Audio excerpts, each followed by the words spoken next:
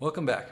In this episode, we've got John Jonas back. We're talking about outsourcing again, and specifically how to build your virtual team.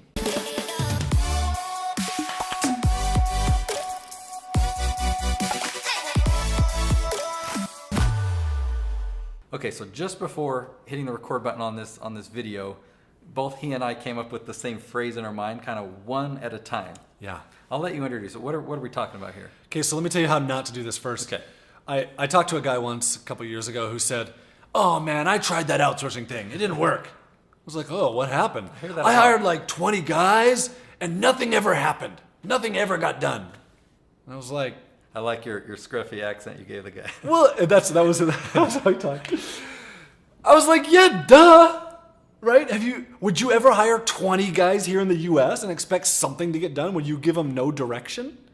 No. My advice always when someone comes to me and says, I want to build a virtual team, great, do it one at a time. Hire one person to do one thing and make that work and then go from there. And for context, I've got 10 full-time employees in the Philippines. You mentioned you got 24. I have 24, yeah. So we have good-sized teams. Yeah. But yeah, I started with one person and then, added a second, added a third. Yeah, one at a time. So I have something else. Yeah. People often ask me, who do I hire first? Yeah, that's a good point. And so my advice is to find something that you are currently doing and get that off of your plate as a starting place for your team. Get someone that, and your first task, the reason you're giving them something that you currently do, something that you know how to do, is to see, can I make this work? Because that's the whole purpose of this first task. You hire this guy. Now your job is to see, are we compatible even? Can I make this work with this person? Because if you can, great. Now you can get him doing all kinds of stuff, and then you can hire someone else. If you can't work with them, then you're wasting your time, right? And so that's your first job, is get one person, get them to do one thing. Now, that first thing, what you're hiring them to do is hopefully something you know how to do. And my advice with that is find someone with good English. So unless you're hiring like a video editor or a programmer or a technical person, right? Design or webmaster, English won't matter for that if it's in the Philippines. You'll never have a communication issue. But if it's something to do any sort of writing or social media or admin work or customer support, find someone with good English, because if they have good English, they can learn anything else. And once you've taken some time off of your plate, you can spend time teaching them. A lot of people who watch my channel are other YouTubers. And if I were to make a suggestion on the first person that another YouTuber would hire, definitely, without question, that's an editor. Yeah. But so many YouTubers, that's the last thing that they want to outsource. Yeah. They think, well, if I'm the camera guy, I can't really send that off to the Philippines, so I'm going to do the filming. But the editing, it's an art. It's so much creative control. What if I hire somebody that's going to help me with product development, or they're going to help me with Facebook marketing, or, it's like, yeah, those are good things. But just think about the impact that it would have on your life. How many hours are you spending each day editing?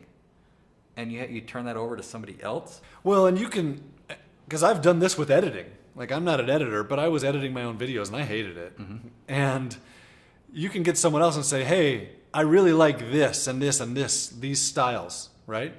And hey, watch all of my previous videos and see what I'm doing. And then they'll get a really good idea of your artistic style. And you can mold them, right? Mm-hmm. So, oh, hey, this is great, but how about this and this and this? Let's change these things. Great, well, you only spent an hour on this video instead of 4, so you can afford to go back and forth with them a few times. Yeah, absolutely. I mean, let's just use that math. If it takes 5 hours that you're normally putting into editing a video, and you hire somebody else and they get 80% of the work done, yeah, and then you still got to go in and tweak it and give them some fine tuning. Okay, you've spent 1 hour. That's freed up a lot of time. It's definitely where I recommend the first step. And that's totally doable. Like, get the Final Cut files from them, right? Mm-hmm. And finish it yourself. Fine. But that would be the first person. Okay, who's next then? Yeah, in building a virtual team. Well, if you're a YouTuber, I'm going to say someone to handle someone social. I don't know. Someone social who's going to go comment on other YouTube videos, or who's going to do some marketing for you on YouTube or Facebook, right? Yeah. Okay, so if you don't know who John Jonas is, he's the creator of Virtual Assistant tool. And you've got to check out this website. I'll put a link in the description below. But let's talk about for a minute the power of this tool in building a virtual team, because I mean, I don't even know if Craigslist is around anymore. I know it exists, but do people use it anymore? How else, without the website, how are people going to build a virtual team? So when I got started, it was really painful because I went to a company and said, hey, I want someone. And they said, oh, here you go. Here's this person. I was like, well, that's it? What skills? Like, I didn't get to choose anything. Mm-hmm. And then I had to pay them a 3 times markup, Yeah. and it was just weird. And so what I wanted was to be able to, I wanted like Indeed.com, what they have. Yeah, I mean, if you're going to hire somebody locally, you're going to get resumes and have lots of people apply. Yeah, and so that's what I built, was like Indeed.com, but for the Philippines, where you can go on and search resumes and search something and narrow it down and filter and sort and get down, and then like, hey, here's 17 people who are amazing. Let's contact them and start interviewing them and see who's the best. Okay, so a lot of my following has experience with Upwork or Fiverr. Yeah. And if they haven't experienced hiring people directly like this in the Philippines, specifically with virtual assistant tool, you and I see it as night and day difference. Yeah. How would you describe that difference? Yeah, so I did an interview yesterday with someone who was like, oh, I just use Upwork.